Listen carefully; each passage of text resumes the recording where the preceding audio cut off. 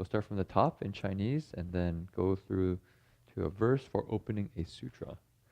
And we have our 2 Dharma requesters lined up. I think it looks like it's Roger's first time doing it. So yeah, you get to practice the kind of one of Samantabhadra Bodhisattva's practices and vows, which we'll talk about today, which is requesting the Dharma wheel be turned, wishing that the Dharma will continue on so people hear it. So if we can all put our palms together and request the presence of the Buddhas and Bodhisattvas, we can open our hearts to the Dharma.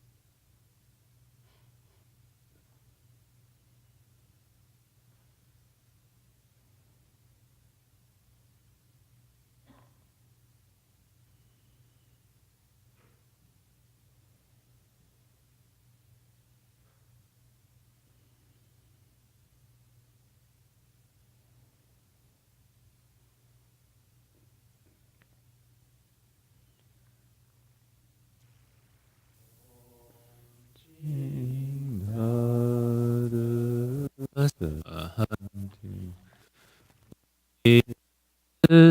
法会即一切众生，请转妙法轮，教导我们如何了生脱死离苦得乐，殊证无生。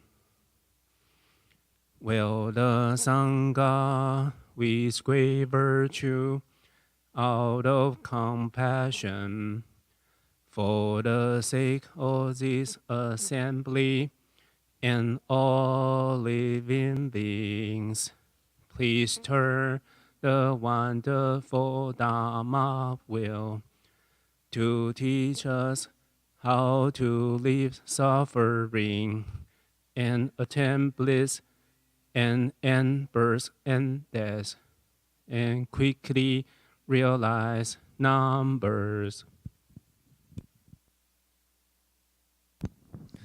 Namo tassa bhagavato arahato samma sambuddhassa. Namo tassa bhagavato arahato samma sambuddhassa.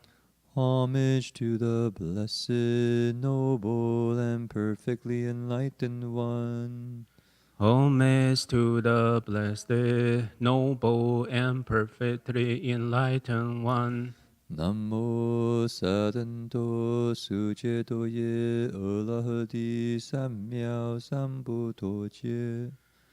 Namo sadanto suceto ye arahati samya sambuddho che. Can we recite together? 无上甚深微妙法，百千万劫难遭遇。我今见闻得受持，愿解如来真实义。I'll say a line, you can repeat after me.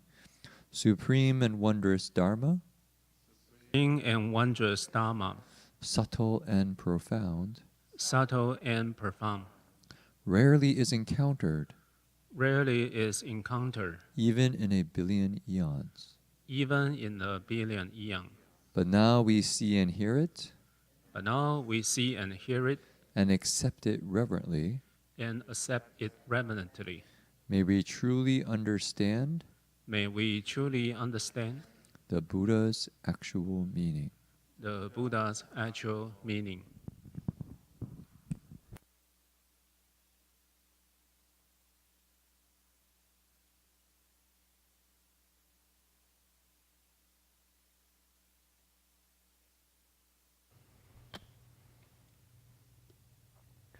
So all Buddhas and Bodhisattvas, Venerable Master, Dharma Master Jin-Wei, and all good and wise friends in the Dharma, welcome to Berkeley Buddhist Monastery.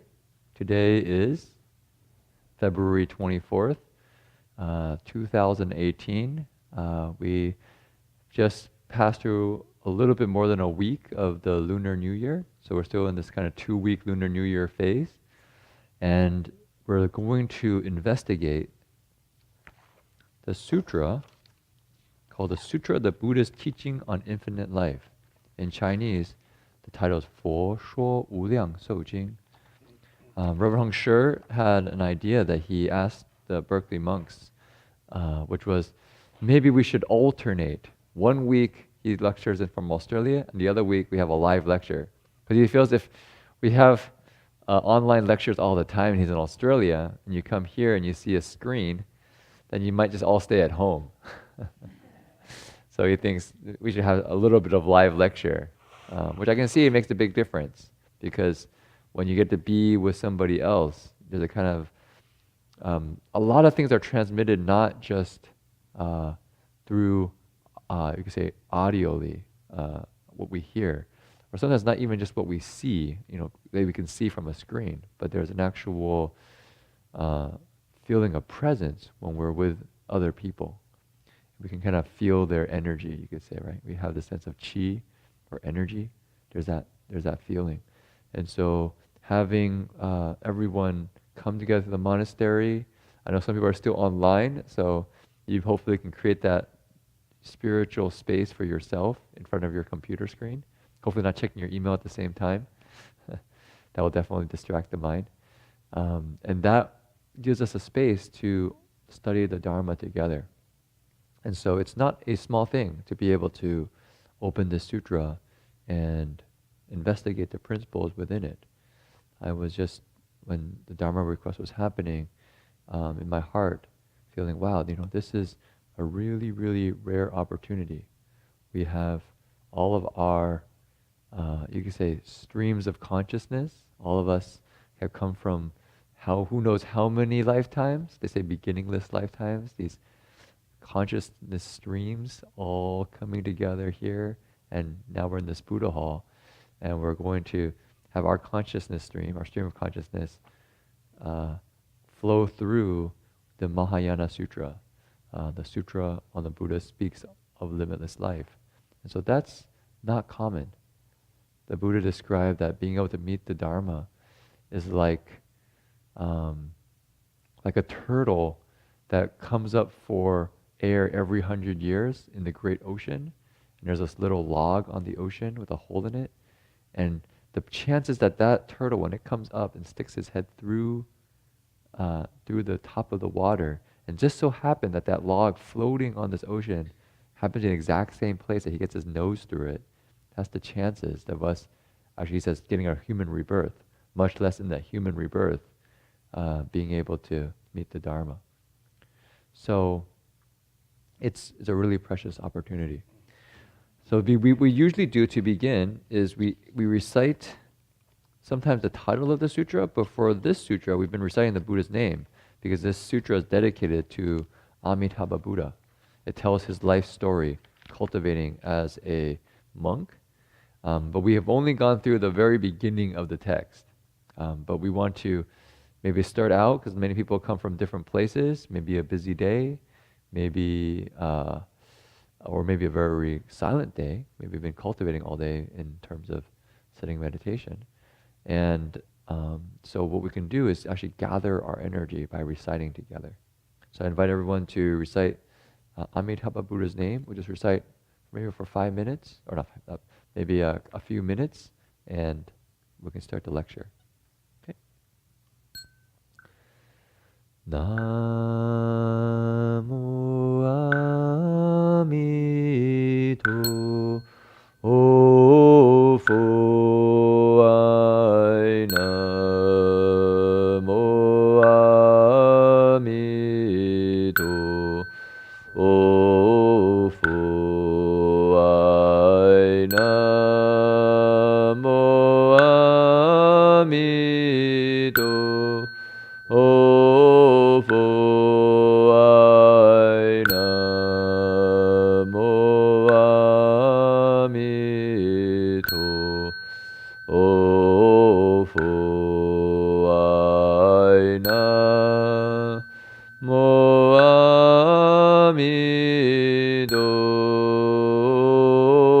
Phô Ai Namo Amito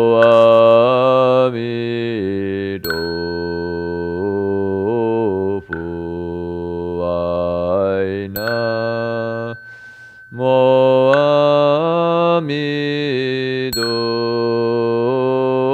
Phô Ai Namo Amito Ai Namo Amito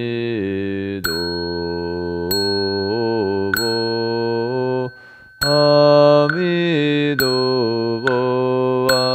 Amido Amido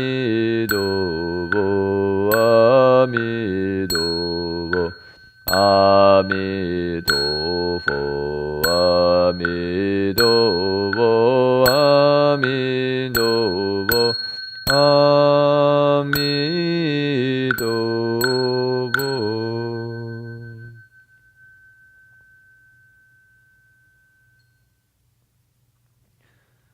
Okay, I invite you to open your sutra text to page 4 and 5. We actually turned a page after something like 2 or 3 years of lecturing this sutra.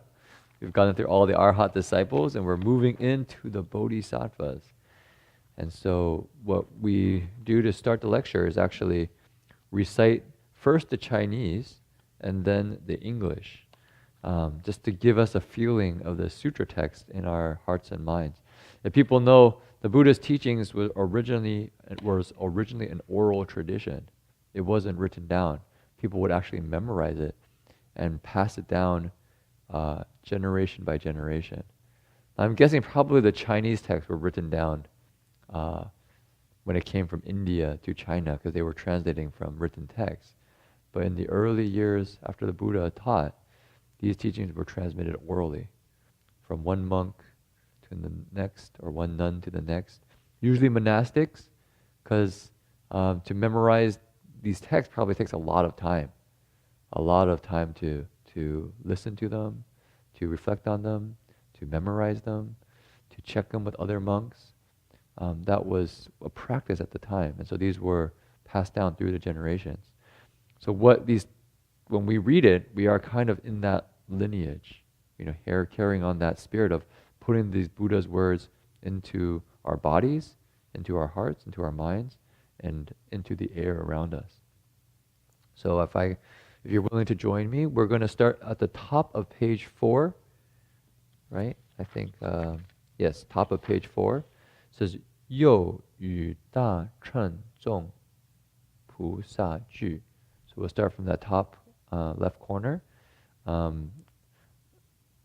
You can, for those who don't know Chinese, there's the romanization on the bottom. Just try your best to follow. Don't worry, my Chinese isn't so great either, so you won't be embarrassed if you pronounce it wrong. It's the sincerity in the heart, and we can all improve in our Chinese skills. Okay, so we'll just read the first sentence to the end of the second line. 又与大乘众菩萨聚，普贤菩萨、妙德菩萨、此世菩萨等，以至贤劫中一切菩萨. Now we'll do the top page on the right, page 5. Also present was a gathering of Mahayana practitioners who were bodhisattvas, including Bodhisattva Universal Goodness, Samantabhadra, Bodhisattva Wondrous Virtue, Manjushri, Bodhisattva Kindness, Maitreya, and all the bodhisattvas in this goodness eon, the Bhadra Kalpa. Okay, so today we're going to investigate the Mahayana Bodhisattvas. Jin-Wei and myself were reflecting on what to share with everyone tonight, and we thought what would be interesting was to think about what is our relationship to the Buddhas and Bodhisattvas. And I think it's not a small question. It's not a small question because we talk about the Buddhas and Bodhisattvas all the time. In the monastery, we do our ceremonies reciting the Buddhas and Bodhisattvas' names. Before the lunch, we recite the Buddhas and Bodhisattvas' names. Perhaps people even pray to the Buddhas and Bodhisattvas. Or some people might have them as exemplars that they wish to become, right? So who are they? And what is our relationship to them? And the reason we thought it would be valuable was because Jin-Wei was reflecting that he actually has a very difficult time relating to the Buddhas and Bodhisattvas. And I can say for myself, there's a certain sense of that as well, because the Buddhas and Bodhisattvas, you want to say? Yeah, you can. Don't have me put your words in your mouth. You can say it yourself. Yeah, it's maybe not that. It's kind of challenging from the tradition or the culture where I came from. I'm Polish, and the main tradition in Poland is, as you probably know, Catholicism. Catholicism. Oh yeah. So the relationship to the divine, to the spiritual beings, is slightly different in the Buddhist tradition, And and I talk with Jin-Chuan. It is not only speaking from myself, and as I discover from my friends and others, it's kind of really often two ways to relate to bodhisattvas. One is praying them as a gods or kind of angels or superpower beings, and you pray to them with hope that they can, help you accomplish whatever you wish. And another extreme way is, no, it's not really any bodhisattvas. This is just symbols, right? It's skillful means to present some nice spiritual qualities like compassion, wisdom, and I've, so even I have in deep my heart feeling that they exist, they are in present, and they can will connect with us. But it's still kind of in the back of head. I don't know. It sometimes seems like it's this relationship with gods, or and it's a little bit was for me challenging. And so one of the ways it came to us that maybe I'm not only alone in this case. I'm definitely part of there too. And what it means that. For me, especially when I came to Buddhism, become really important to don't just follow blind faith, but really deeply understand, and make sense and make alive, how I can really use all this concept and kind of really alive, direct understanding. Mm-hmm. Yeah. Okay, yeah. So I think that's a very good reflection, and I definitely share that. You can say share some of those affinities, right? For those of us who grew up in America, there's a Christian. Oftentimes, Christianity is very strong, and so our relationship to the divine or the spiritual realms is with God, a creator God that. If we just can believe in the right God, everything will be okay, because we'll be saved, right? That's the kind of sense that we believe in the kind of the Christian story, and we take on that whole process, then we will find salvation. Or kind of an opposite extreme, or you can almost say it's the same thing but just turned around the other way, is the sense that, okay, all the spiritual realm stuff, that's all kind of superstitious, or, like where's the proof? All throughout the millennia, give me the proof. I don't see it. And so these things, well, they're probably nice stories we tell ourselves, but really do they have any reality to them? It's kind of we kind of move into a scientific worldview, where what's important is what's material reality. What we can see, what we can touch, what we can measure, what we can control in that space, that's what's important. And what I noticed in my friends, and it's even I noticed here in America, with many different groups coming here, different people we have chance to talk with. And sometimes it's coming that people come to Buddhism, not any, the Buddha is just, just normal human being who was enlightenment, and we can follow his footsteps and become enlightened too. But don't talk me anything about any, spiritual realms, heavens, and so on. And it's really common approach. And today we have actually Jin-Chuan gave the talk about today's in the lunar calendar, actually in our Buddhist calendar, if people have the Dharma Realm Buddhist Association calendar, if you look today, it's a holiday. I don't know if people know what holiday it is. If you were to guess, it's actually Lord Chakra's birthday. So the God birthday, and Lord Chakra God, and it's very often, I think, in many Western Buddhists you ask, the Buddhism is a religion without God. first answer, guarantee you. And we can say, well, today we have Lord Chakra Chakra's birthday. Huh. And oh, don't talk me about that. This is kind of Indian mythology, you know. So, but yeah, it's interesting to, for sure. And in this, like Jin-Chuan mentioned, this place, we are surrounded by these spiritual beings everywhere. Yeah, in terms of the icons in the monastery, you go see there's images all over. But I wanted to give another perspective, and now I'm going to be walking on, let's say, thin ice, or I'm definitely talking outside of my normal experience. But I wanted to go a little bit to my experience in Asia, because we have kind of Westerners, we have some of our tendencies for thinking about the spiritual realms. But does that mean the Asians, have exactly the right way of approaching the Buddhas and Bodhisattvas? It's an interesting question. So I want to describe what I met when I went to Malaysia, which I thought was very interesting. In Malaysia, for people, actually the spiritual realms is pretty alive.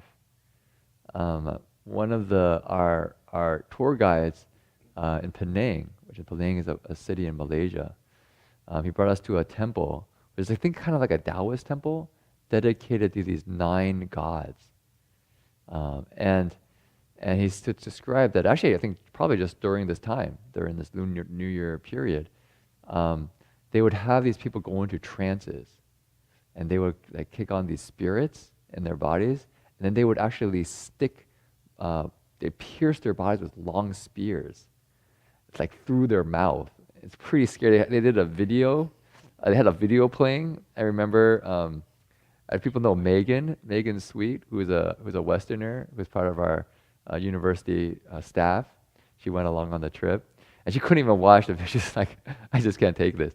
And so she just, but I was watching it, and it was these people sticking spears through their mouth, like a long metal pole through their mouth, and they would hang stuff on them. And they'd be in this kind of trance. And then before they do, they have to actually purify themselves. They would be vegetarian. They would actually do all these spiritual kind of practices to purify their bodies, and they go into this trance, and then they would, go in this kind of parade, and then, they would like have all these different things happening. I mean, there's a lot of stuff happening. He would describe people who have like sicknesses. There would be people kind of doing exorcisms. I don't know if he has so much voodoo. It was more, I think for them, it was more seen as a young spiritual. I'm sure there's also negative. There's stories of when Master Hua went to Malaysia. They described how when Marty got really sick, that there were probably a whole nother side to it. But this is often described as kind of more yang, kind of a young spiritual. You could say maybe magic, I guess. White magic. White magic. White and black. But it was, to me, I don't know if I can really describe white magic. It's mostly for like good luck, out of gratitude for a good year, for the spirits. But it's a really interesting thing to see. I mean, this is something I would not see in America, at least growing up in the Bay Area, where, okay, I'll finish the sentence, you can ask. In the Bay Area where, if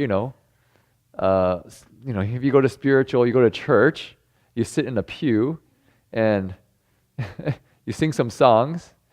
No one goes into any trance and starts piercing their bodies with, sharp implements and doing things that we kind of go, whoa, what's going on? It's pretty tame, So that was not my experience, but it was interesting to see. Yeah, I thought Connie had a question. Yeah.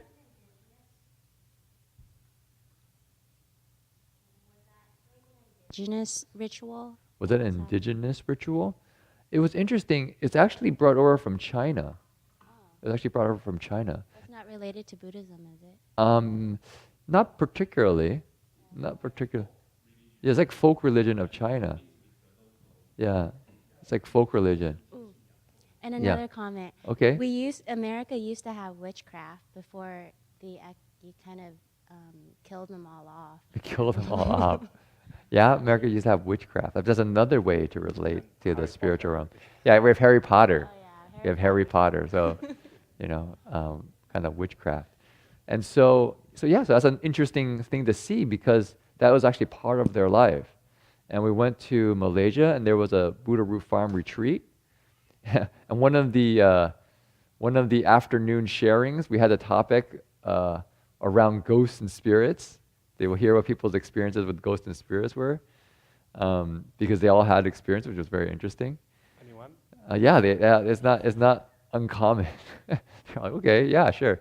And Jing made a very interesting comment. He said that when they were growing up, pretty much everyone, and I checked, actually that was true, everyone had this, was taught this, or had this custom that they knew about, was that if they were, he said back in the time there weren't as much development, you'd be out on the rural roads, and you had to use the bathroom in nature, you would first pray to the gods, the nature gods, that you're going to use the place, and then, so you don't get yourself in trouble,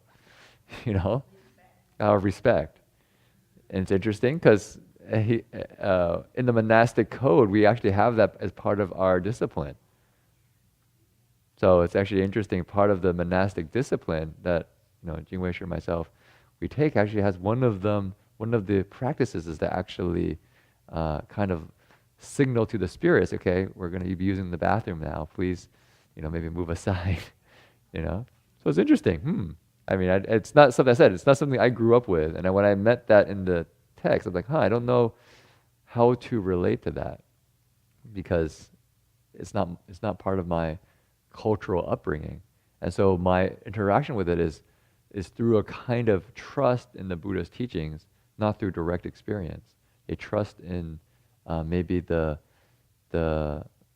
senior teachers, the swords of Master Hua, say, well, actually, maybe there's something here more than what I can see and hear and touch just with my own experience, but there's something probably more than just what I see and hear going on. And so, anyways, that's another way to relate. And what's interesting to see, though, is that how that then expands out into the spiritual realm. They have altars for Monkey King. There's also an altar for the Monkey King. People know the Monkey King, right? In Journey to the West, he is the monkey that had like a staff in his ear, and you pull it out. He's probably the most loved member of the Journey to the West team. The Monkey King. It's Sun Wukong. Sun Wukong. There's many TV shows about him. He's really popular. And so they had an altar for him, and on the wall they would have, this temple is very auspicious, and they have pictures of test scores of kids who come to pray who pray at this temple for the Monkey King and get good test scores. So very good, Proof. Yeah, proof. So it's interesting. And then you go to the Buddhist temples, people are just kind of doing incense, sticking them in, lots of incense, And I guess my question is, I wonder, what is their understanding of the Buddhas and Bodhisattvas? Is it much different than those other folk temples? What are they praying for? What are they hoping for? And I know a lot of people came for the Lunar New Year here at the Berkeley Monastery. What were people's relationship to the Buddhas and Bodhisattvas? When they came to the monastery, often for good luck, although interesting enough, Buddhism doesn't really have an idea called luck. So we have something called karma, which means what you do is what you get, What we do in our body, speech, and mind plants the seeds for the fruitions of what comes. So if you plant a good seed coming to the monastery, having wholesome thoughts, yes, that will bring goodness to your life, right? So there's cause and effect. So, but we don't really talk about luck, which is, we don't know why things just happen, and maybe I get good luck, maybe I get bad luck. It seems to be in the control of the gods or something maybe, and they give me good luck or give me bad luck, right? If I get the Buddha upset with me, I don't go to the temple, maybe he'll punish me, So that's, it's interesting. I don't know if people have any experience with that side of the world, but that's another way to relate to the Buddhas and Bodhisattvas, right? Interesting. So when Jin-Wei Sure and myself are reflecting on the question, so what's our relationship to the Buddhas and Bodhisattvas? And I think what's interesting is to try to, you could say, we will have, of course, our own cultural backgrounds and our own interests and our own ways of seeing things. But when we let maybe the sutras just speak for themselves to say, how do the sutras present the Buddhas and Bodhisattvas? So I was going to give a couple of examples. One of the most touching for me, because it's so relatable, is in the Shurangama Sutra with a great strength Bodhisattva talking about his Dharma practice. People know that one? He says how he broke through to awakening, which was reciting the Buddha's name, which we just did. He said he was constantly mindful of the Buddha. And he said, constantly mindful of the Buddha, the Buddha is mindful of him. And he used that method to realize awakening. And he gave an analogy. So this I thought was an interesting analogy of what a Buddha is like, or what the Bodhisattvas are like. He said, it's like a mother with a child. And the mother constantly cares for the child and is paying attention to the child and wants the child to be happy, wants everything to be well. But the child runs away from the mom. For some reason, the child rejects the mom and leaves the family and goes off. And he says, although the mom cares deeply about the child, she can't really help the child because the child's run away. But then he said, if the child, however, one day remembered, oh, I have a mom, and is constantly mindful of the mom, and is able to receive the support of the mom, then you say moment to moment, there's that mutual support, that mutual care, and the kind of connection. So he says the Buddhas and Bodhisattvas are, you can say, kind of like that. They're a kind parent, a kind mother, always caring for us, for all living beings. No favoritism. The Buddhas and Bodhisattvas have no favoritism. It's not because we light incense to them that they like us a little better. Right? That's interesting. It's an interesting way. I think if I were to actually say that to the ladies and the elders who were very sincere, I think that's not unwholesome. That's actually still very wholesome. But to actually say, let's look into this deeper. Actually, when you light that incense, what's going on? Is it that you're getting the Buddhas and Bodhisattvas to like you so that they'll give you blessings and good luck? Or is it that you're opening your heart to the compassion of the Buddhas and Bodhisattvas because you're mindful of them? Right? There's an inner transformation, if we see it that way, of us being mindful of the Buddhas and opening our hearts to the transformational energies and the teachings that the Buddha is giving, the Bodhisattvas are giving, that we begin to walk that path ourselves. The Buddha gave a very interesting teaching at the end time of his death. People know the Mahaparinibbana Sutta. Mahaparinibbana means the great entering of nirvana, the Buddha leaving the world. So he's at the very end of his life and he's sick. And he's in, I think, Kushnagara. And he lays down between two twin sala trees. Sala trees is a tree in India. And these two trees, and he's laying down there, and he's, on his, they say what's called the lion's pose, the resting pose. He's, laying on his right side with his hand up. You'll see the Buddha reclining in the back of our Buddha hall, in the reclining pose. And he's lying there, and it's near the end of his physical body being here. And so the gods start to make offerings of flowers. People for the Avatamsaka Sutra lectures, you see that, right? Flowers come from the sky. Music, heavenly music is played as an offering to the Buddha. And Venerable Ananda is a little bit distraught, but he's next to the Buddha going, wow, the Buddha's going to go. And he loves the Buddha very much. The stories of Venerable Ananda, that he left home because he saw the Buddha's appearance and said, wow, the Buddha is so majestic, so wonderful. I want to follow that. So he's very, you could say, attached to the Buddha, physical presence. So he's there, and the Buddha turns to Ananda and says, Ananda, you see the gods and beings, they're making offerings of flowers and music. He says, but however, this isn't the highest offering to the Tathagata. This isn't the highest way to worship the Tathagata. Says, what's the highest form of worship? Does anybody remember?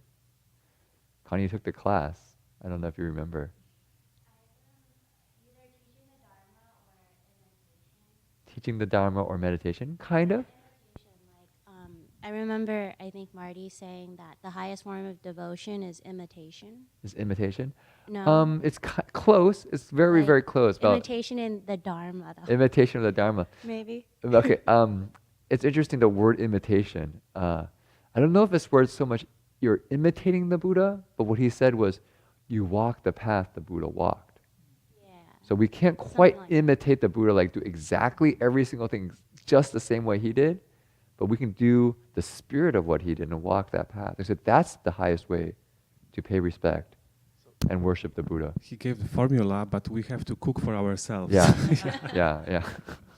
We don't imitate him exactly, exactly how he did each move of his hand, but we know the formula and we follow that path. So whoever can practice precepts, virtue, samadhi, concentration, focus, a steady mind, and wisdom, and walk the path the Buddha walked, that's really paying true respect and worship to the Buddha. He didn't say the other worship was not good. Of course, that's still wholesome. We're respecting the Buddha. But he said to do more is to actually walk the path the Buddha walked, to learn the Dharma, like we have an opportunity to study the Dharma together tonight. And so that's the Buddha's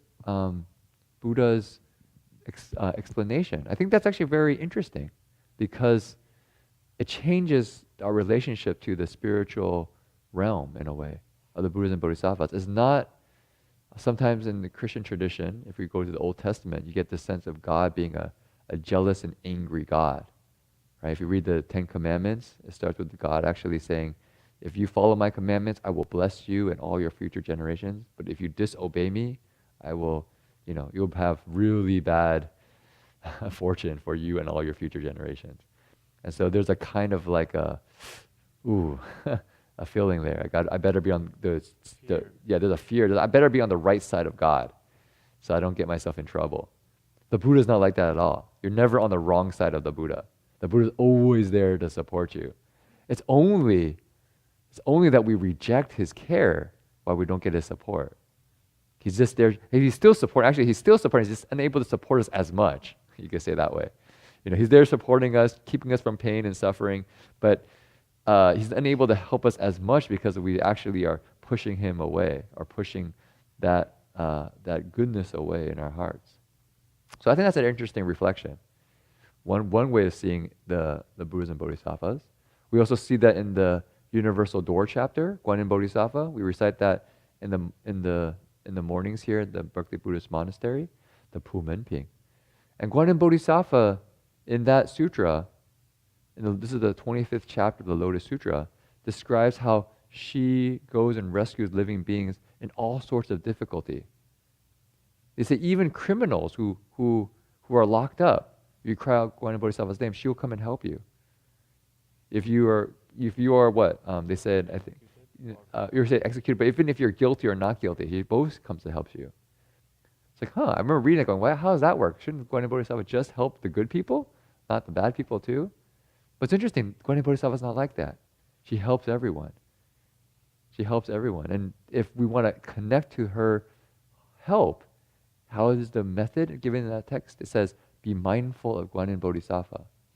So we open our hearts to the compassion and support of Guanyin Bodhisattva, and that's how we get the support. It's not because we're on the good side of Guanyin Bodhisattva and therefore we have her help. And it's not even that we lived a really good life, that we're a virtuous person, that we get the help of Guanyin Bodhisattva. And so what you see in this perspective is that the Bodhisattvas are always there caring for people, not judging people and rejecting them. And you can see that's a very compassionate heart, because if we do something wrong, right? We do something wrong. It's not that the Bodhisattvas will reject us. We know we're always cared for by the Buddhas and Bodhisattvas. We always can go back to the Buddhas and Bodhisattvas, repent, and become better. Why? Because we're not being judged. There's this very deep trust and faith in us and in our potential. Anything we do wrong, they know that's just a confusion. If they can let go of that confusion so they can really be liberated, that's what they're about. The Buddhas and Bodhisattvas are they're teaching for us to let go of all the delusions and things that we get caught up in. That's what the Buddhas and Bodhisattvas are nurturing in us. Right? So that's not a small thing. This to be able to relate to the spiritual realm in this, you could say, profound, very profound, unconditional acceptance and trust in our awakening potential. And we can externalize it to the Buddhas and Bodhisattvas, but at the same time, if we look inside of ourselves, what's our own relationship to our spiritual practice? Do we really believe in ourselves to be able to walk the spiritual path? Right? What's really our potential? Can we really also cultivate ourselves to become like the Buddhas and Bodhisattvas? Not a small thing. I'm actually going on quite a bit. I wanted to give another principle, but it just came to my mind, something that I thought was actually very important that I listened to on the airplane flying back from Taiwan to America. So before I fly back on the airplane, I kind of prepare myself by, I try to do some practice, maybe have a Dharma book. Then, not to say it gets boring because you have you're on a flight for 12 hours or, however many hours. And so I also get, and we don't really watch like the movies because they're all, if you look at the movies, they're usually about, people killing each other or love stories or, this or that. Sometimes I try to find something educational to watch, but it's not that easy. Yeah, not that easy.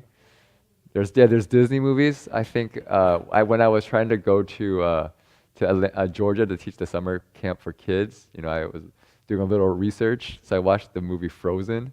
So that's probably my latest popular movie I've watched. I also download some TED Talks. So I put on my little music device, and I can listen to maybe interesting TED Talks that have some principle. And so this one was talking about, I think, parenting and college admissions. It was a admissions office, like the head of admissions, I think at Stanford, and she was talking about kids. And she described that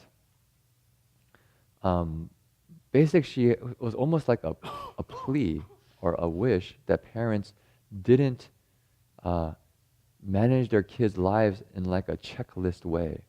To get them to college, to get to Stanford, they need to get this grade, they need to get these scores, they need to go these extracurriculars, they need all these things. And so these kids' lives become an endless checklist. They go to college and are still doing checklists, trying to meet these expectations, get a checklist so you get a good career. But what you realize is that at some point, life isn't just a checklist. You actually have to figure out what's going on. And it becomes almost a little bit frightening because the experience of growing up is to become this very narrow way of seeing life. And she said these kids come in and they're not balanced, they're not healthy, they're not happy, they're constantly agitated. And she's saying, this is not good. And so she said two things which I thought was really interesting.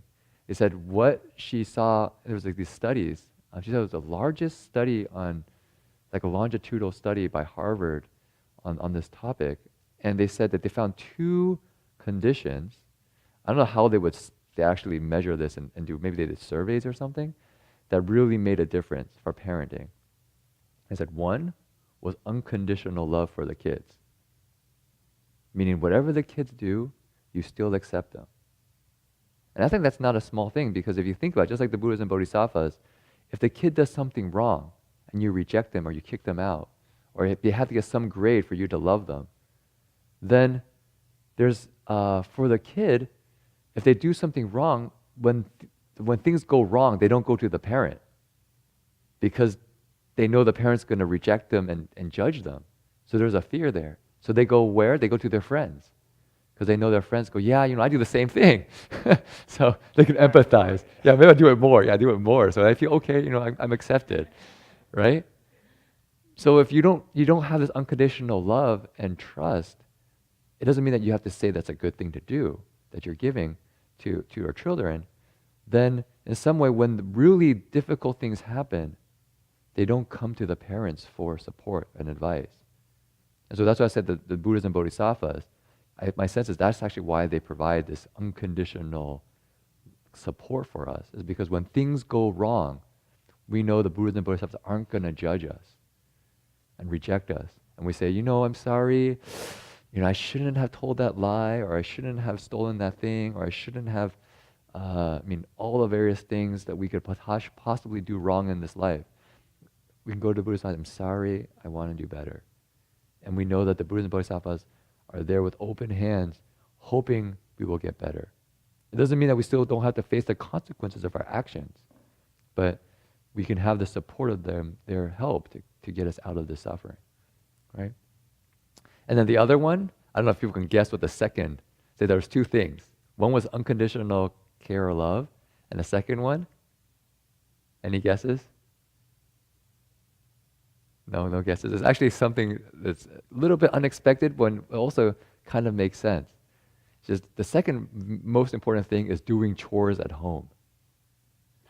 Doing chores at home. That we think that kids should just do study and they don't do chores at home is just bad. Because if you think about people you really want in your job, if you're out in the world, it's the people who see what needs to be done and do it.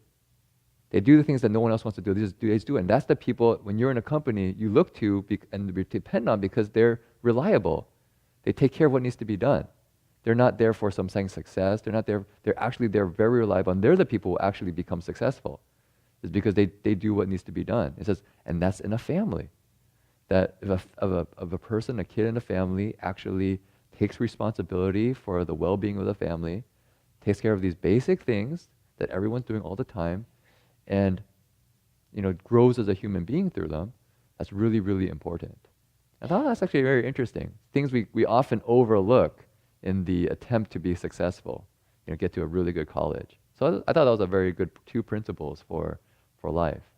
And in some sense, living our lives, that we don't take these chores, working at home or being in a monastery and doing chores as somehow not the real thing.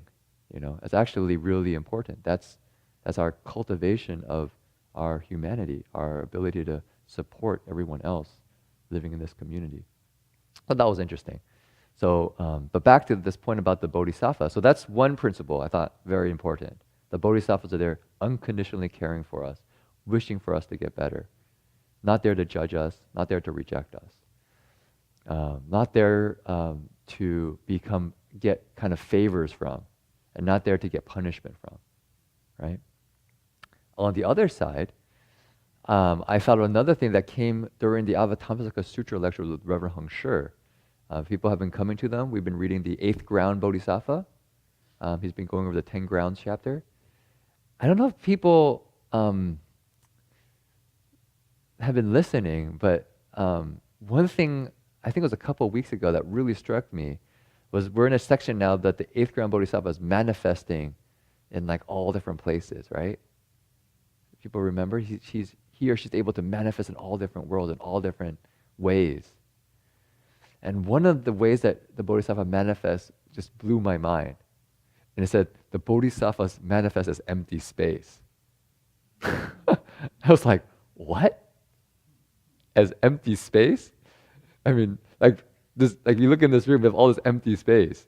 Can you imagine the Bodhisattva is actually this empty space in this room, manifesting? I was like, whoa, that's way not how I usually think about the Bodhisattva manifesting as. Usually I think about the Bodhisattva manifesting maybe as a person, maybe as an animal, maybe as one of these images that we have. But as an empty space, that's pretty far out. So the Bodhisattvas don't really fit into our categories of you could say nice little boxes. They work outside of the conditioned mind to rescue us from our confusion. So I thought that was a very interesting snapshot. You can go back to the sutra, the 8th ground text. If you just go back 2 pages, probably where Reverend Heng Sure is, you'll see the Bodhisattva manifests as empty space. Not simple, right? So the Bodhisattvas, I would say, unconditional care. It goes beyond our conditioned mind. However we want to frame or understand who the Bodhisattvas are, it's more than that. It doesn't mean it's not that, but it's more than that. The Bodhisattvas manifest through our causes and conditions to help us. So they have to go through the symbols and stories that we use in our minds to help us. But the Bodhisattvas are not attached to that. That's why they say the Bodhisattvas have cultivated a very profound emptiness, so that they're free of all, they say prajna paramita, they're free of all the projections of the mind. They have this unbound, liberated mind. But they say, we also say that sometimes this profound emptiness opens up to wonderful existence. They're able to enter the karmic streams of all living beings, exactly to their potential, because they're not attached. So this eighth ground bodhisattva is pretty high up there. They've gone through prajna paramita, and now he or she is manifesting to all living beings to their potential. So to be honest, for me, I don't see the Buddhas and Bodhisattvas in any kind of magical way. I'm very mundane. My day-to-day life is kind of very mundane. My dreams are pretty mundane. Nothing really spectacular. And so if I say, well, have I seen anything really supernatural? Is it supernatural? I don't know. That's not my experience. But potentially, I think that might have just been the way that my mind has kind of constructed its reality since a kid. I grew up in a very scientific, kind of materially oriented family. And so I don't know even if the Buddha and the Bodhisattva try to manifest to me in a different way, if I would even be able to pick it up. Like people see, I was going to show some pictures of Borobudur today after the lecture. And when we were there, there's clouds there's a cloud of looked like a Buddha, And, everyone was very excited. And I go, oh, it does look like a Buddha. I'll show you a picture and you can see for yourself if you think it looks like a Buddha. But it doesn't in my heart go, wow, there's a Buddha, It's just kind of, oh, that's a cloud. And it kind of looks like a Buddha. Okay. So that's my reality. That's how I perceive this world.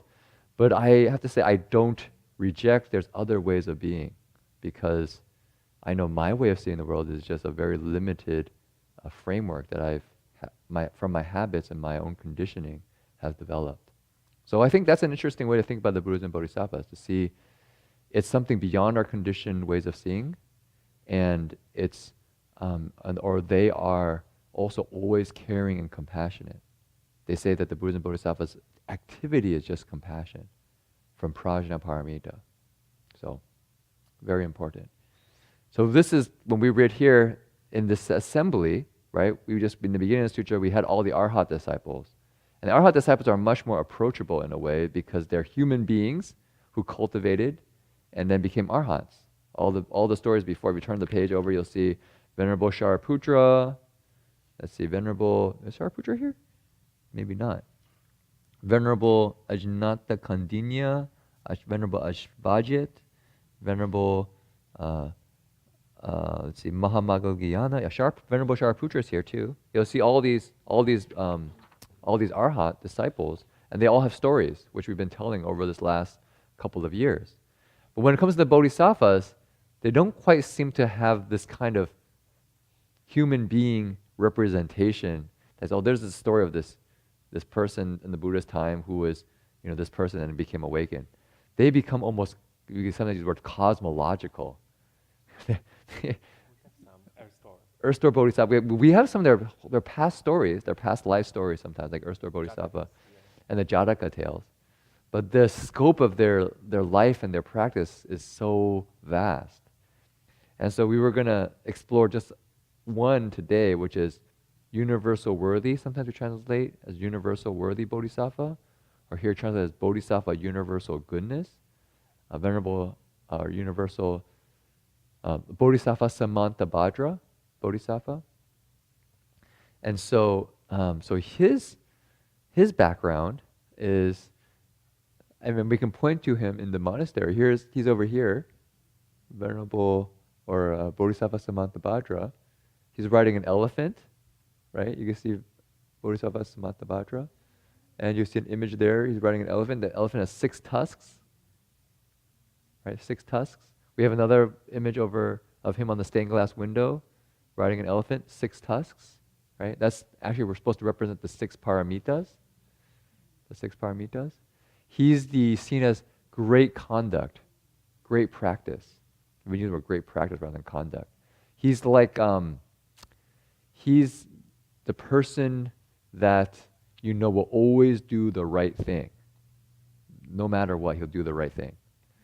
And in the Avatamsaka Sutra, he's often the host of the Avatamsaka Sutra. And when we do repentances, he is the host of the repentances many times because he's got such a good conduct. So you're in front of him, you just feel really inspired to be better. And they describe him as the most adorned. We use the word adorned, but we don't use that word in English very much, adorned. Maybe the word majestic or awe-inspiring. I think for me, maybe the most direct way to connect it to a kind of an American like myself is how sometimes we think about nature. When we're out in nature and we see like a beautiful landscape, there's a kind of majesty to it. It's not a beauty that comes from attraction or desire moving. It actually is an awe that quiets the mind, right? When we see like a beautiful landscape, it's like, whoa, in the heart. So that's what the Bodhisattva's presence is like. They kind of are adorned because they show up and the mind just goes, it just settles. The mind doesn't get excited to desire. It's unlike sometimes we think of beauty when it's used to seduce. We put on jewelry, we do things to make ourselves attractive to the opposite gender or to put on airs or something to kind of show off. It's not that energy. It's not adorned to make myself beautiful to attract or to show off. It's an adorning that inspires people to cultivate. Right? So I was talking with Jin-Wei about it, and we were thinking of examples of people that inspired us as to maybe to see to how we could connect to Samantabhadra Bodhisattva and bring him to life. And so I don't know if you have we looked online, online, that's what you do these days, and we look up for hero. We look up Polish heroes. We found like 7 Polish heroes, and then I said, do you know any of them? So, oh yeah, this one I'm really inspired by. I said, okay, you can tell this person's story. This one actually really inspired me without any searching him online. Yeah, but it brought up the memory for Jin-Wei about this person. Oh, yeah, this guy showed up in my mind. So he could tell this guy's story. Yeah, so, this is really easier if we can find this kind of real examples, some living, breathing beings who have similar qualities or virtue in their lives, like Jin-Chuan mentioned. We have many heroes, right? Mm-hmm. And sometimes, unfortunately, our media pay attention not for heroes, but for some bandits or, or pop stars are not athletes. Really wholesome human beings, but rather than some of them who are really can inspire us in many ways.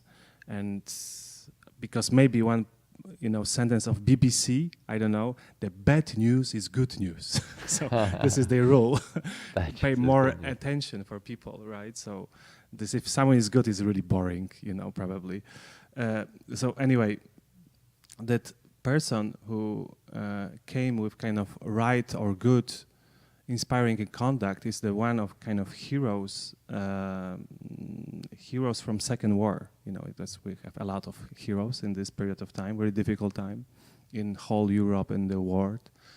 And this name of this guy was Jan Karski.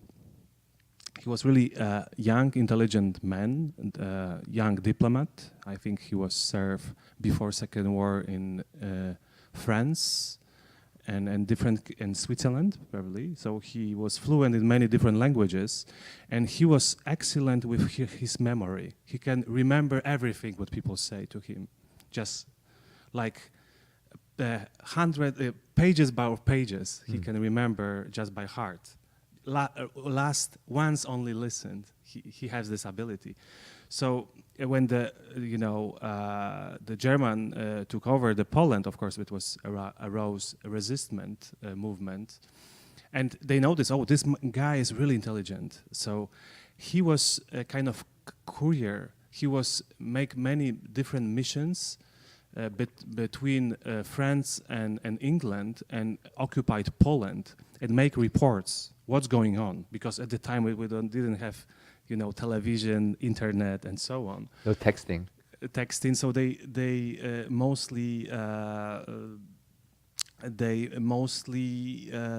and you know, of course you have a lot of propaganda, so you really don't know what's going on in the country.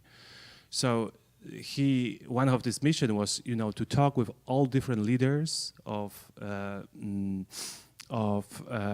this resistance movements, and as well, there's some Jewish notice. Oh, this guy is really important. We want to meet him. We want to tell him what's going on with our nations.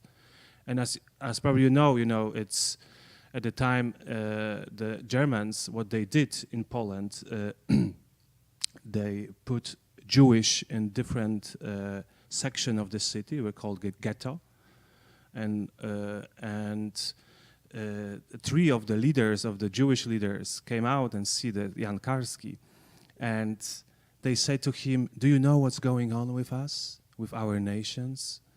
And I heard something, yeah, and we are aware that, you know, you don't know, you cannot imagine this. We can actually not can tell you. We can want to take you to the ghetto, and you can see by yourself.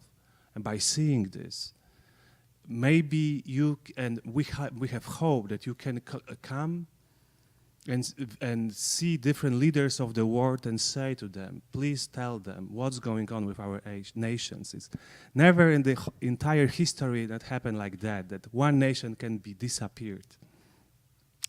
And he did, you know, he secretly they moved him to the ghetto, and it's really kind of touching when he explained this. By the way, you can find in YouTube his testimony. Is the movie made by Claude Zinnemann, Shoah, and he's in English. He's speaking about this testimony, about this what he said. So he said, "Oh, why this man is standing on the street, and he's just dying here." And he says, "Wow, why this naked corpse is on the sidewalk?" He said, "This person was passed away, and you know the Germans force people to. The family have to take responsibility for body. They have no money at all, so they just leave the body, and it's naked because they take out the clothes." Because you know the clothes are very valuable at the time. So he went twice, and also he, as a volunteer, went to the concentration camp Bełżec in the south of Poland to see, just report, and he just captured all these pictures, and you know he have chance to spoke to some higher leaders of the Great Britain government, and he also have appointment with Roosevelt. And Roosevelt told him, you know, you should talk to our Jewish community in the U.S. And one of them was Alex Frankfurter. He was the superior court judge, the most important person. And he was super prepared for it. He said, probably they cannot hear me longer than 20 minutes. So he made his report really kind of clear, really sharp. And after this Frankfurter heard him, he said, I don't want to say that are you lying, but I don't believe you. And mostly reject him. And it was kind of sad because his mission was unaccomplished, because most of leaders of the world didn't see anything, they didn't did anything actually at the time. So what was amazing about him, and he was kind of real hero in many ways, really fearless, and he didn't talk to anyone about that. He was professor in Georgetown University in Washington, and Bill Clinton was one of his students. And really well known, and most of people noticed him after this Shoah movie, when he spoke to camera about his experiences. And it was, and what we're talking about proper right or virtuous conduct, he has really good sentence. He said, if you don't know, if you are in some situation that you don't know how you should behave, you should act properly. It was his his approach to life. So maybe I stop here because he's really fascinating person. So if you have chance, Jan Karski, you can find more about him. Yeah. Yeah, so that's a very nice story of somebody who, you could say,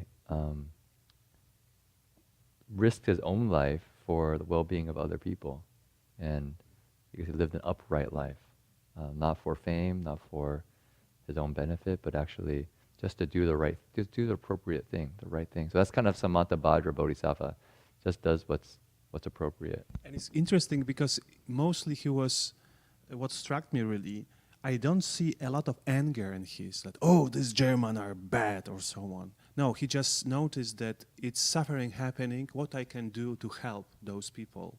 It was because general motivation, or it's like Bodhisattva, I can say. Yeah. So I just thought of somebody. I had another story prepared. I'll just mention it, but I thought this would be a better example because we actually can show it, and it's very moving. But I was thinking of talking about, if anybody grew up in America, I think in middle school we read a book called Maniac McGee. You remember? No? You never read about Maniac McGee? He was well, I won't tell his story, but he's a kind of a middle school. We read his book, and he's kind of like a kid who's an orphan who kind of is able to transform the young people around him from his virtue and fearlessness, say it that way. It's a kind of very simple story, but I remember reading it, and he's just a very kind of soft-spoken kid, very athletic. You know, he's kind of like a little bit of a legend in terms of his athletic skills and his kind of intelligence.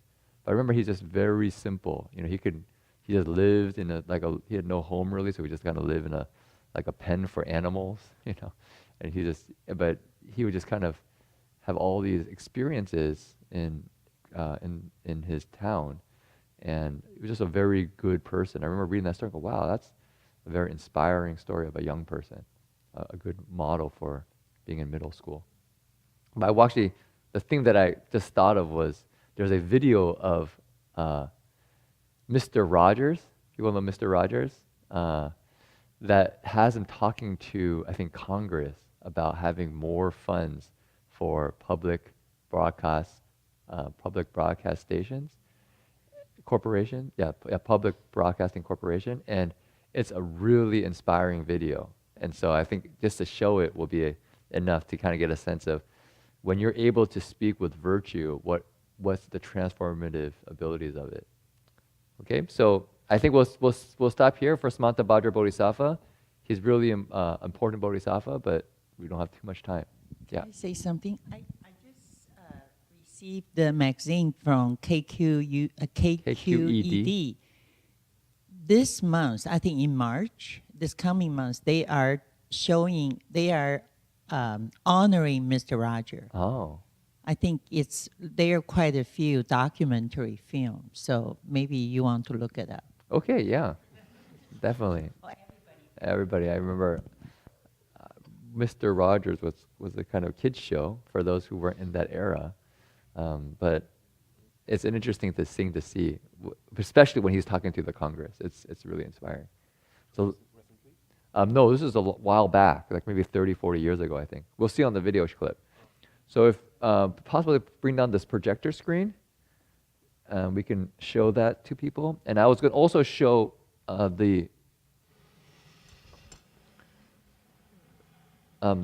couple video slides of Borobudur.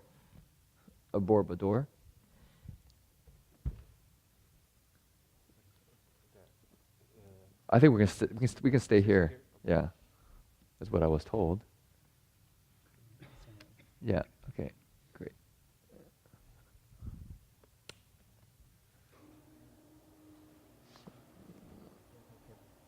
Okay. Left side. Okay.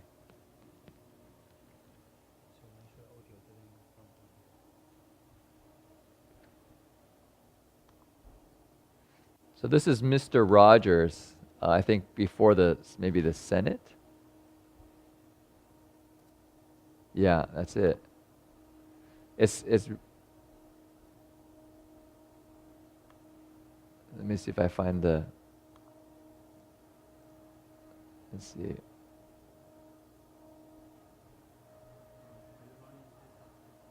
Oh, that's got presenter? Okay. Here we go.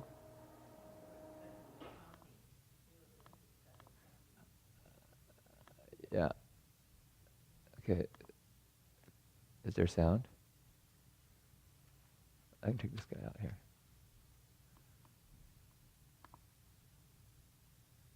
Canon PJ.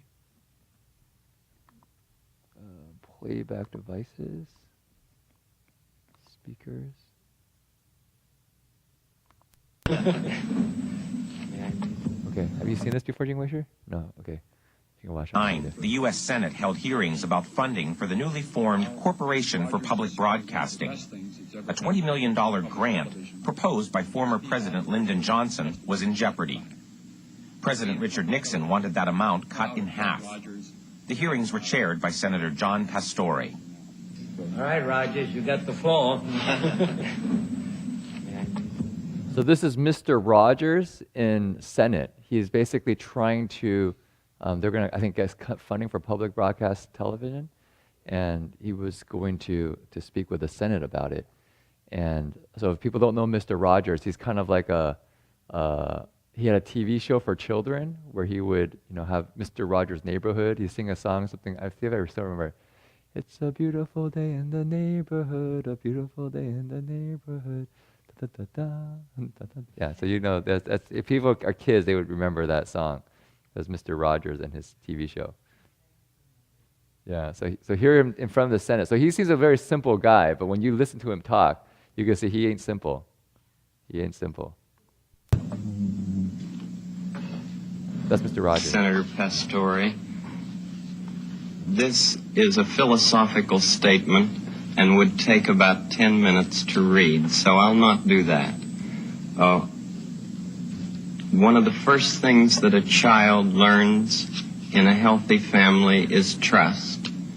And I trust what you have said, that you will read this. It's very important to me. I care deeply about children. My first children... Will it make you happy if you read it? I'd just like to talk about it, if it's all right. Sir.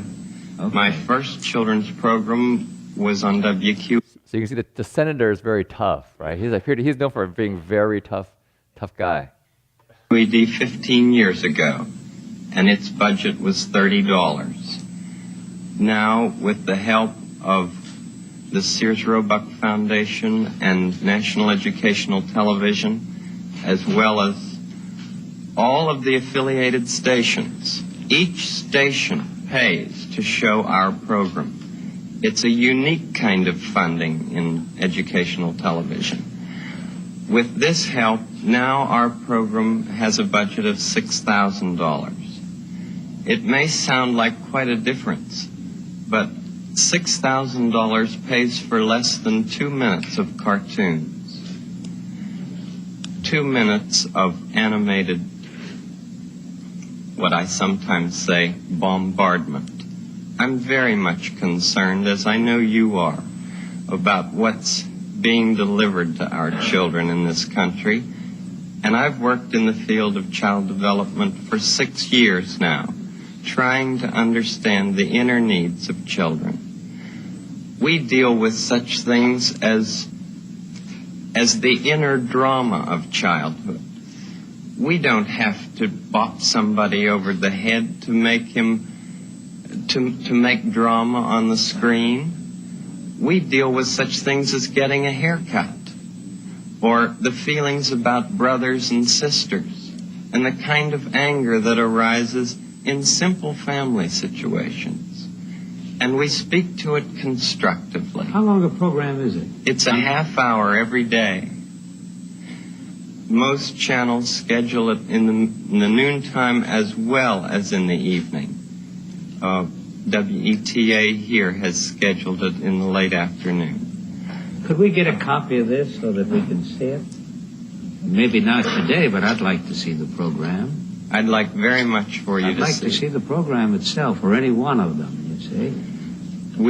We made 100 programs for EEN, the Eastern Educational Network, and then when the money ran out, people in Boston and Pittsburgh and Chicago all came to the fore and said, we've got to have more of this neighborhood expression of care. And this is what I give. I give an expression of care every day to each child to help him realize that he is unique. I end the program by saying, you've made this day a special day by just your being you. There's no person in the whole world like you, and I like you just the way you are. And I feel that if we in public television can only make it clear that feelings are mentionable and manageable, we will have done a great service for mental health. I think that it's much more dramatic that two men could be working out their feelings of anger. Much more dramatic than showing something of gunfire. I'm constantly concerned about what our children are seeing. And for 15 years I have tried in this country and Canada to present what I feel is a meaningful expression of care. Do you narrate it? I'm the host, yes. And I do all the puppets, and I write all the music, and I write all the scripts. Well, I'm supposed to be a pretty tough guy, and this is the first time I've had goosebumps for the last 2 days. Well, I'm grateful not only for your goosebumps, but for your interest in our kind of communication. Could I tell you the words of one of the songs which I feel is very important? Yes. This has to do with that good feeling of control, which I feel that children need to know is there. And it starts out, what do you do with the mad that you feel? And that first line came straight from a child. I work with children, doing puppets in very personal communication with small groups. What do you do with the mad that you feel? When you feel so mad you could bite. When the whole wide world seems oh so wrong, and nothing you do seems very right. What do? Do you punch a bag? Do you pound some clay or some dough? Do you round up friends for a game of tag or see how fast you go? It's great to be able to stop when you've planned a thing that's wrong and be able to do something else instead and think this song. I can stop when I want to, can stop when I wish, can stop, anytime. And what a good feeling to feel like this and know that the feeling is really mine. Know that there's something deep inside that helps us become what we can. For a girl can be someday a lady, and a boy can be someday a man. I think it's wonderful. I think it's wonderful. Looks like you just earned the $20 million.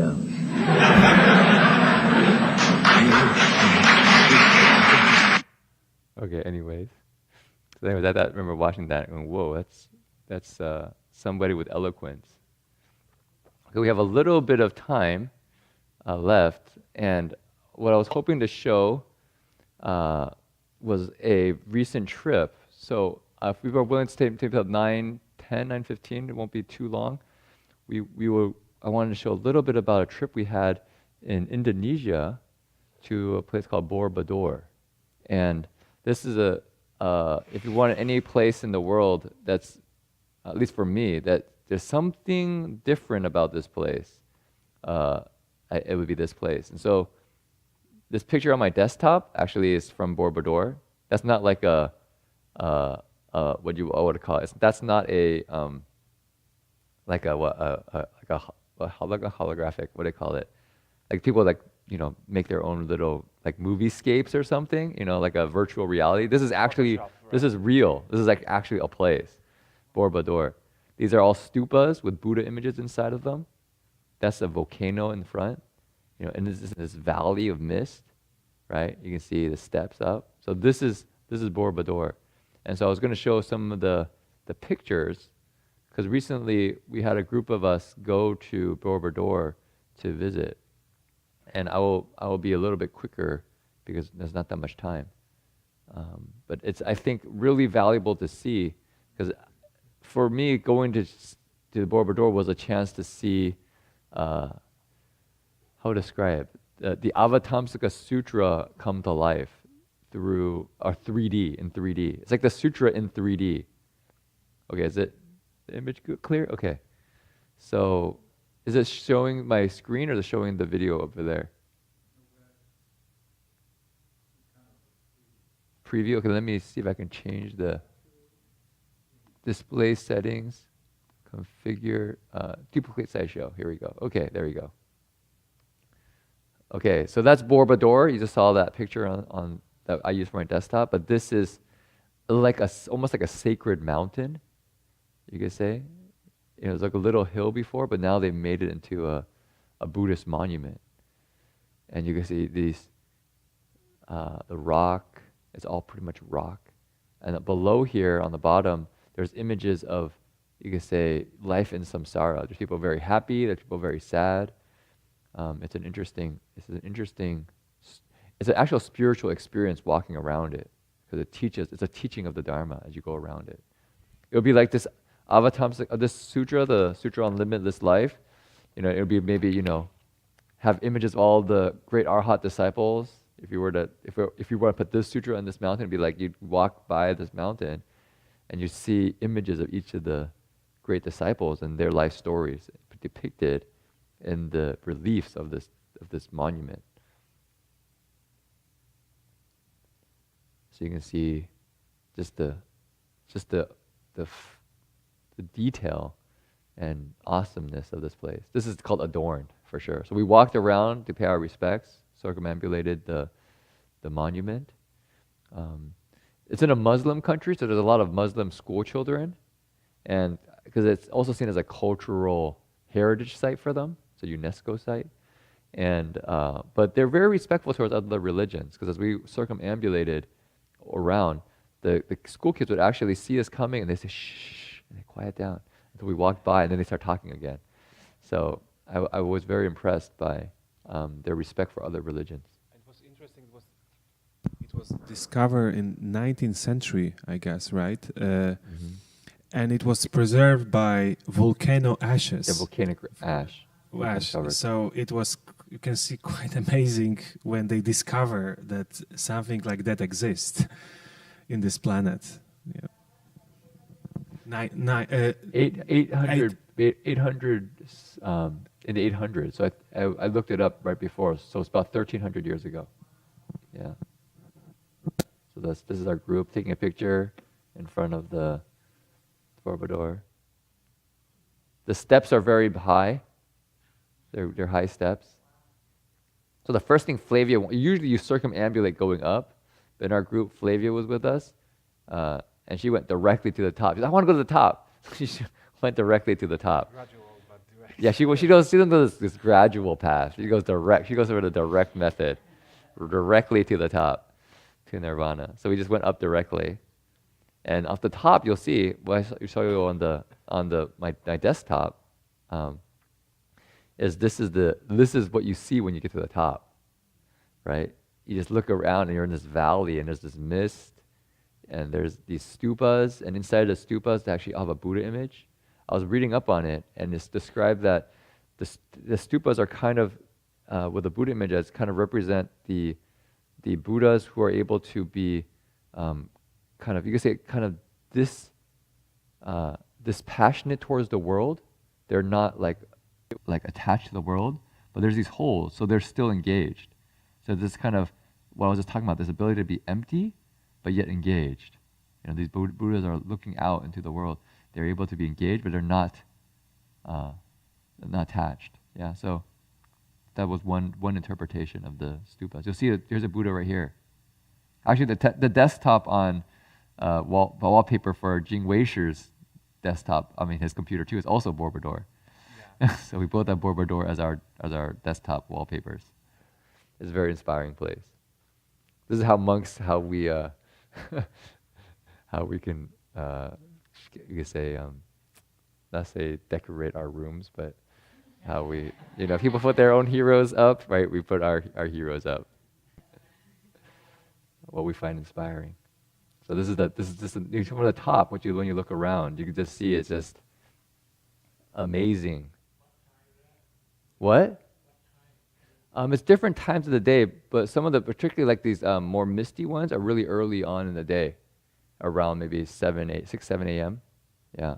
You go there, you can get there really early. You have to pay extra to get in. They call it sunrise. And so they give you like a flashlight before everyone else is let in. And you go up with this flashlight up to the top, and then you wait for the sun to come out. So you go out like at 4 a.m., and then you wait for the sun to rise. Yeah. Not very many Buddhists go. It's actually interesting. It's mostly Muslims and photographers. There's very few Buddhists. I think it's probably not really known in the Buddhist world as a place people go. I mean, just look at the Buddha image. It's got such a gentle, I thought it's such a gentle smile. Such a living presence. See these Buddha images. This is inside another one. They have different expressions. So this is inside the small stupa cover. Yeah, so this is in the morning with the sunrise. And then we meditated on the top, waiting for the sun to rise. So Heng Sure and myself. The group. And then on the walls, and I won't go into detail because of the time, but the walls have many reliefs. And in the reliefs, they would actually tell stories. And they tell stories about the Buddha's past lives. They have stories about the Buddha's life to awakening. But then what's interesting is as you get higher, you actually get Sudana's journey. Sudana is a pilgrim in the Avatamsaka Sutra who walks the Bodhisattva path. He's like the exemplar Bodhisattva. When we talked about Samantabhadra being a good role model, Sudana is actually, you could say, our role model in walking the Bodhisattva path. And so many of the reliefs are dedicated to him, visiting all these different teachers. So we walked through the monument, looking at each relief, and I had a book, and I would explain the relief, and then we'd all see if we can see those things on the relief we were looking at. And it's not always so clear because 1,300 years, things get kind of erased. But sometimes it's very obvious. Sometimes you kind of go, okay, so is that Sudana? Or is that the Buddha? What are we seeing here? This is on the very bottom, in the suffering and in the samsara. You can see they're very sad. These are the sad images. They're not happy. This is you can see just the gentle features, right? Really got a living quality to them still. Okay, still back to the top. To the hall, you can see down the halls, there's all these reliefs down the halls. This is, I think, a very important image for tonight because we talked about Samantabhadra Bodhisattva. Right here on the right is Samantabhadra Bodhisattva. He's actually holding these lotuses. They say that's the symbol of Samantabhadra. You'll see when he's often holding like lotus there, that's Samantabhadra Bodhisattva. And then this, I'm guessing people can guess is who? Sudana, the youth good wealth, Sudana. And so this is one of the final reliefs before you go to the top. Or you get to the Buddhas and then you go to the top. And this is Samantabhadra. After Sudana's journey, going around all the different teachers, he gets to Samantabhadra Bodhisattva, who blesses him, or rubs the crown of his head, and basically he kind of has visions of the Buddhas. So you can see just how, it's just very inspiring to see this kind of, you can see the care. It's just like somebody really compassionately kind of caring for, supporting somebody else, encouraging the use Sudana. Here's a closer shot. That's a kind of a little bit more angled shot, but you can just see the kind of hand. If you just imagine Samatha Bhadra Bodhisattva rubbing your head, saying, good indeed, walking the path. This is another image, Sudanug visiting another teacher. He's bowing here. Oops, bowing. There's different images around the place, but you can just see the quality of these reliefs. Each face have different expression. Yeah, each face has different expression. This is Maitreya Bodhisattva. We read his name, but we didn't talk about him. This is Maitreya Bodhisattva feeding the hungry. Okay, this picture is kind of funny. For the Muslim kids, to be real honest, they didn't really, I can see they weren't that interested in the monument. They ran up to the top pretty fast, and they would finish and take pictures of themselves all the time as groups. And so actually our group was quite popular. We were more interesting than the monument. Because these kids are on class field trips, Muslim kids. They probably had not much background on what this monument is other than it's a cultural site. And so they saw us and they always wanted to take selfies with us. So this was one of the pictures. We sometimes turned them down, but then at one point we were like, okay, we just have to be nice. So we took quite a few pictures with the kids. Lots of school kids came through. This is the path back to the hotel. This is the hotel we stayed at, which is actually a very nice hotel that takes care of the monument. So if you stay at this hotel, you have free admission, or it's part of the, the fees to stay at the hotel. But you can go in and out whenever you want. They have a separate entrance. So it's nice so that you don't have to kind of be as much with the crowds. You can kind of go in as at your leisure. So I actually really like the architecture of the hotel. My feeling is if we can do something like this in the West, if we were to build a monastery, this would be the architectural style that I could see very uplifting for a Westerner. I think the Chinese architecture is, has its inspiring qualities as well. But I find at least what I understand about Chinese Buddhist architecture is often built on the imperial China, right? The kind of the roofs, the color of the roof, it's got this imperial quality to it. But in the West, we look at that and it doesn't inspire in the sense that, oh wow, this is a way to, I don't know how to say it. We are more attracted sometimes to kind of a simplicity and an elegance rather than an awesomeness of space and size and the imperial Chinese system. So this I thought, wow, it's elegant, it's definitely well done, but it's not, and it's very beautiful, but it's not over the top. So yeah, you can see. So this is like a little simple kind of landscaped area. This is the Buddha they removed from the center of the stupa, and they put it in a museum next to the Borobudur place. We actually didn't find out about it until we were talking to a musician at the hotel. He said, actually, there's a Buddha, which is the center Buddha, and he's seen to be the luckiest Buddha. Before we go and have any big events here, we go pray to that Buddha, hoping for good weather. So we said, okay, we'll go take a look, because we didn't even go in the museum. So we went in and we visited. This is a river that if in the past pilgrims were to come to Borobudur, they'd have to cross this river to get there. Right? You imagine in the past we don't have cars. People would have to actually walk on foot or maybe on some kind of animal or horseback. I don't know if they had horses back then in Indonesia. This is a temple that precedes Borobudur.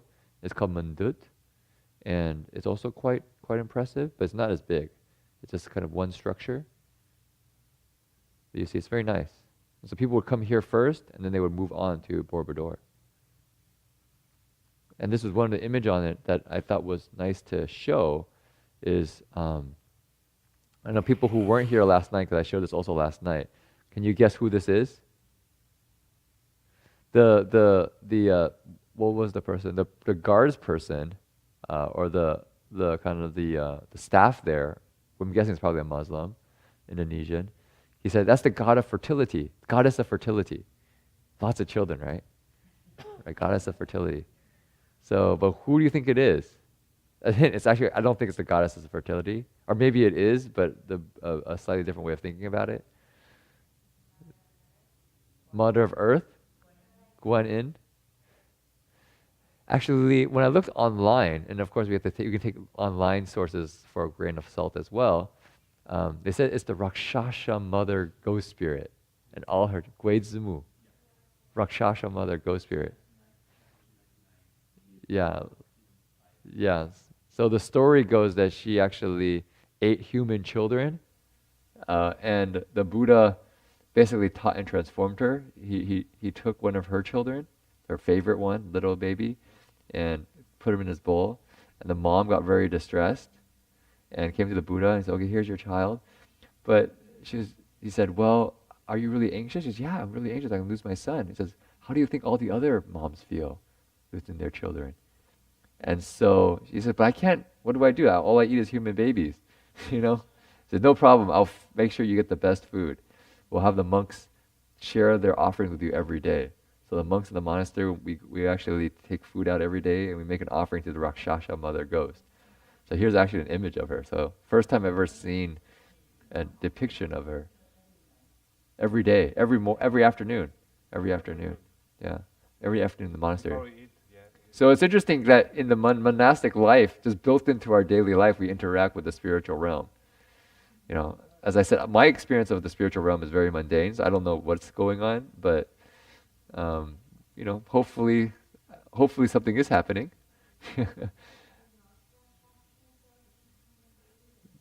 Just her? I don't know. The Rakshasa means like a demoness. So, Luo Ca. You generally don't want to mess with Rakshasa spirits or demons. They don't. In the Buddhist mythology, they're pretty fierce. But they also, as you see in the Buddhist teachings, they become Dharma protectors once the Buddha teaches them. So if you go to monasteries in Asia, I guess in Berkeley Monastery we don't have really some fearsome pictures, but sometimes you'll see some fearsome images in the monastery, and they're seen as Dharma protectors. Yeah. So just to show some pictures, I can maybe show one more thing, just only a couple minutes, but I think it's pretty inspiring. This is, so we don't get to, said don't bring drones to the Borobudur, but this one I found online, and somebody actually flew a drone around Borobudur, and you can just see, you know, this is, you can't see this from this angle when you're just walking around, and it's just like, whoa. Borobudur.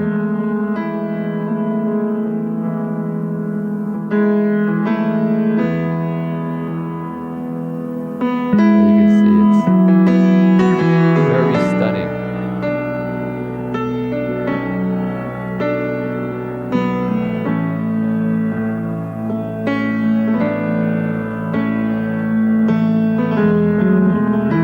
So you actually circumambulate it, you come in and you walk around it clockwise. Many times, you look at the release and you walk around.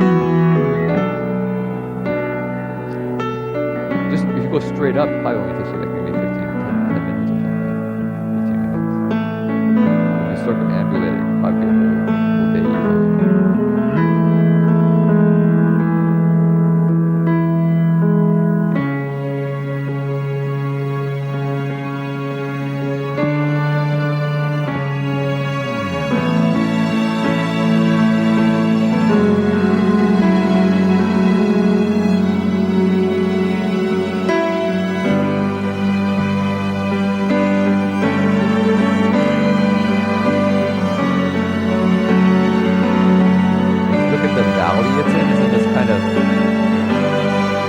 That's kind of, it's kind of out of this world. Like, wow, the kind of vision required to produce something like this. You know, somebody really had to have a kind of something definitely my mind can't create. My mind won't be able to create something like this. The kind of actual vision to be able to see this and then create it is way beyond the scope of my mind. Hopefully someday.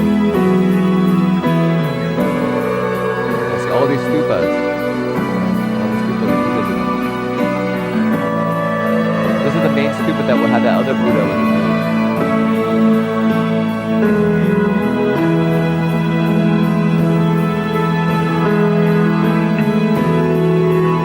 So you can definitely see it as a mandala. Definitely has a kind of symmetry to it. Kind of a beauty and a symmetry.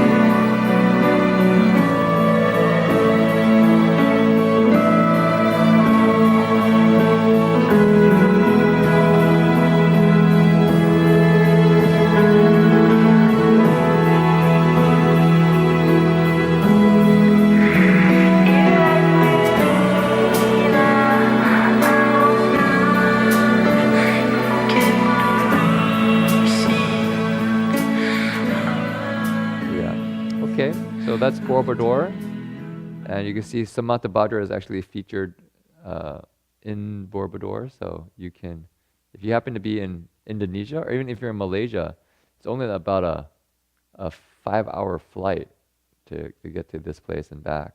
I think that flight was something like $150 or $100. So it's definitely worth. We stayed there for about 3 days. Stay about 3 days in the hotel. That's what we're kind of advised to stay there for about 3 days. It'll be a good enough time to be able to get a sense of the place. So you don't just drop in and leave, right? Because you have to kind of absorb what's going on. So, yeah. Yeah. Alan said it's not just Chinese Mahayana is not just Chinese Buddhism. In Indonesia, the Dharma really flourished, which is true. I mean, just imagine the country being able to produce something like that with that kind of spiritual vision is. What they put in the stupa? That was a Buddha image. In the Buddha image, they had a Buddha image in the stupa. Oh, yeah, you can't really see it. I think actually, to be honest, usually in these kind of stupas, they also put valuables, like treasures. I think over the centuries, they got stolen. A lot of the treasures got stolen, but the images, like these rock images aren't that, yeah. The center, yeah, they said that was that one I said was in the museum nearby. They took that Buddha image out. I'm not sure why, but they took it out. So. More accessible people, yeah, could be. So yeah, it's an amazing place. So if you have a chance in Asia and you want to kind of go on a pilgrimage, you can kind of take a look. It's kind of fun to have other people with you, because then you can kind of all together guess at the release. We thought that was really fun. Because if you're by yourself, it's not as interesting. You kind of look at it, what's that? But if somebody, oh, I see that. Well, yeah, I can see that too. So how about this? Think, oh, yeah. And you kind of, it's like a puzzle. You kind of figure it out together. Yeah, group wisdom. Exactly, group wisdom. By yourself, it's really hard. It's like, what is that? So. Borobudur? I don't think you need a visa. We just went in. Yeah. So. Okay, so. That's pretty much it for the evening lecture. Hope you learned something of value. Often the final lecture phrase is, if you've learned some principle that has been useful, put into practice. Anything that you felt you're not quite sure about, you can not pick it up. It's no problem. And if it's the Tao, advance. If it's not the Tao, retreat. Take what's good and put it into practice. And we also have some announcements. So very briefly, we have the Oakland Museum tomorrow, 11:30 to 4:30. There's a Lunar New Year celebration with many of the Berkeley Monastery going to make spring rolls. The Boy Scouts coming down with their dragon lion dance, which they're really good at, and music and all sorts of things that people can. Chinese calligraphy as well. So people who are interested in kind of celebrating the Lunar New Year, bringing friends and family to kind of join the festivities. There should be a lot of wholesome energy there. Other than that, I think our week is more or less the same. Only on Wednesday, Steve Tainer canceled his class. So one class canceled. One class is canceled. Actually, 2 classes a week ago and this coming Wednesday. And next week, I think it's March 7th. I don't remember. So the next week will be March 1st. So he will back to normal. So only this coming Wednesday the class is cancelled. Oh, And all the classes goes as usual. Yeah. Okay. Any other questions or things left out?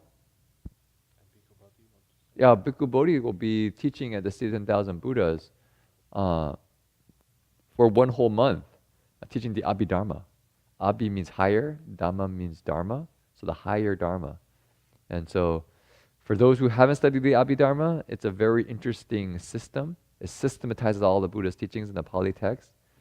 It's like the underlying principles that in the Theravada tradition, they say those are the underlying principles that the Buddha had that are actually expressed in the Pali Suttas to the specifics of individuals. Right? So in many situations, the Buddha taught living beings, but the ground that he was coming from was from the Abhidharma. And so that's an opportunity to say with Bhikkhu Bodhi, who actually was a translator of the text that we're going to be studying. He'll be doing it for 4 weeks, a total of 10 classes, from March 5th to the, I think, 21st or 29th. No, not 20. Not all of March, but 5th to the 26th, I think, or 20, yeah. And he'll also be in 2 public lectures, one on March, maybe 29th, yeah, right, maybe it's 29th, March 5th to the 29th.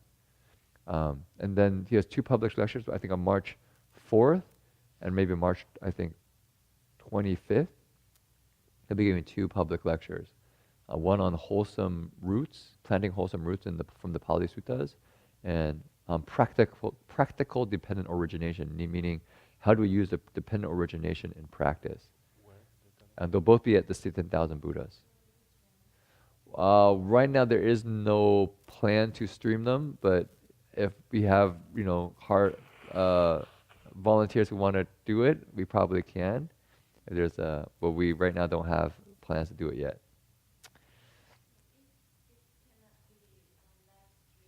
Yes. Yeah, I think we can do that. I think we can record some of them and put them online. Yep. Okay, so he's coming. We're very happy to have Bhikkhu Bodhi come because he's one of the most senior Western monks in the world and has contributed a tremendous amount to the Dharma making its way to the West, and also just a very humble, simple monk. He's just here in Berkeley, and we were talking about Samantabhadra. He does things properly when he's around. He's a kind of very proper person. So, okay, so let's transfer merit. Is dedication of merit on the back of your sheet, and we can send the goodness out wherever we wish. America's definitely can use it because we're suffering from many fronts. many fronts. It's kind of like heartbreaking to see the kind of violence and pain that's going on in our society. So you can send it to America, you can send it out into the world or wherever you wish. You can even send it out to support the goodness that's happening in the world too. So wherever you would like to send the merit from being able to study the Dharma together. Okay. Do you want to, we have Alan here and he has his guitar, so we can have a musical backup.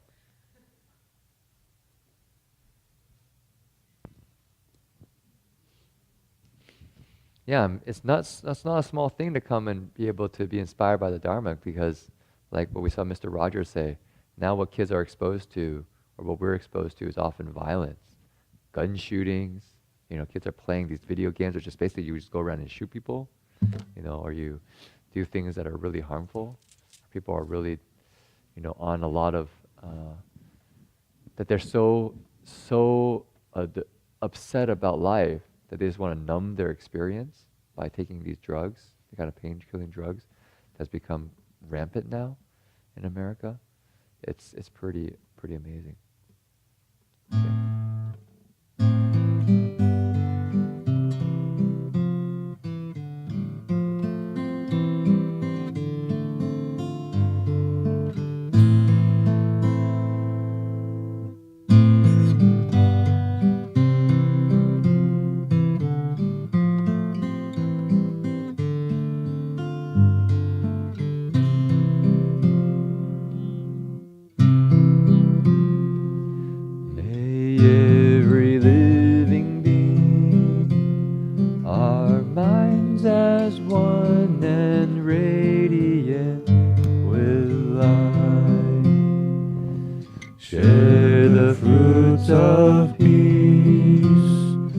with hearts of goodness, luminous and bright.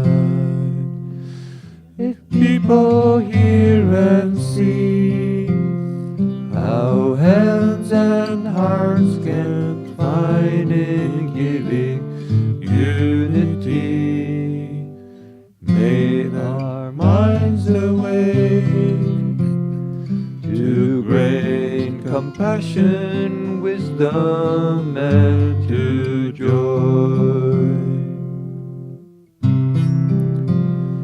May kindness find reward.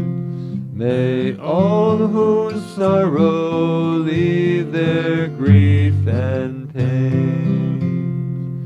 May this boundless light break the darkness of their endless night.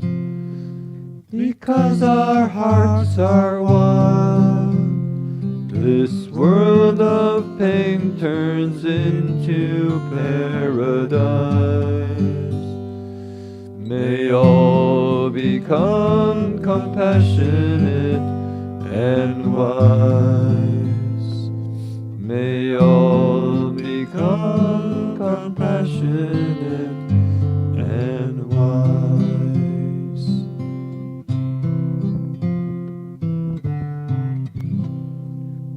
We can all stand up and bow to the Buddhas and Bodhisattvas.